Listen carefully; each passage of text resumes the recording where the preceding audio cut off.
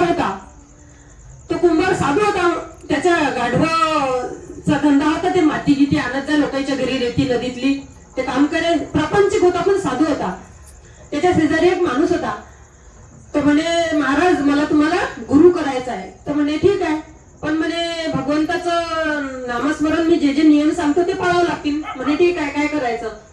म्हणे नित्य नियम कर, कोणताही एक नियम कर. म्हणे ठीक आहे. म्हणे मी साधा भोळा माणूस, मी म्हणे शेतात जातो, शेतातून आलो की जेवण खाऊन करणं, आराम करणं, मला दुसरं काही जमणार नाही, साधं सांगा. म्हणे तुझ्या मनानच निवड. म्हणे ठीक आहे, मी तुमचं रोज दर्शन घेत जाईल. नुसतं महाराजने दुरून मी जरी दर्शन घेतलं, गुरु केले म्हणजे झालं. म्हणे ठीक आहे. तर शेजारी असल्यामुळे रोज दर्शन होत जाय. पण एक दिवस काय झालं की हे कुंभार महाराज जे होते ते माती आणायला गेले होते आपल्या गाढवा घेऊन. तर त्या दिवशी याला शेतातून यायला थोडा उशीर झाला. हा शेतातून आला, उन्हाळ्याचे दिवस होते, हातपाय वगैरे धुतले आणि घरच्या बाईला म्हणते तू ताटवाड, तोपर्यंत मी महाराजचं दर्शन घेऊन येतो. घाई घाई गेला कुंभारबाच्या घरी. त्या गुरुमातेला विचारलं, म्हणते माते गुरुदेव कुठे आहे. गुरुदेव तर म्हणते गेले माती आणायले. कुठं तर ठिकाण सांगलं. आता भूक लागेल होती, धावत पायत गेला. धावत पायत गेला आणि तिकडून दिसले कुंभारबा.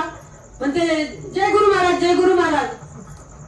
तिकडे त्या गुरु महाराज माती खणून राहिले. त्याला सापडला धनाचा हांडा.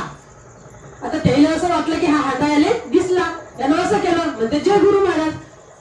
म्हणते काय. म्हणते दिसला. आता याला वाटलं आपला हांडा दिसला, तर निघला पळत. तर म्हणते अरे जाऊ नको, अर्ध तू घे ना, अर्ध मला दे.